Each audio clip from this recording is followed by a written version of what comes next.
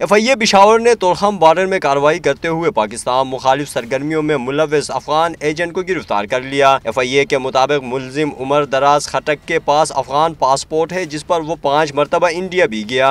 पास Pakistani passport भी है और जो उसके पास अफ़गान पासपोर्ट था उस पर वो 5 दफ़ा इंडिया गया। इंडिया के वीज़े लगे हुए थे, तो तोरखम से उसे यहाँ FIA जोनल हेडकोार्टर लाया गया।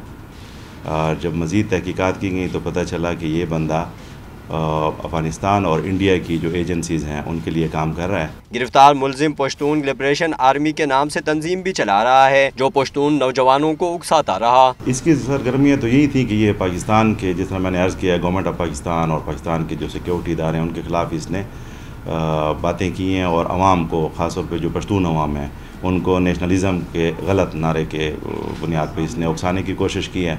FIA ने मुलजिम के खिलाफ मुकदमा दर्ज करके तफ्तीश शुरू कर दी है। कैमरामैन हिजबुल्लाह के साथ सिराजुद्दीन, डॉन न्यूज़, पिशावर।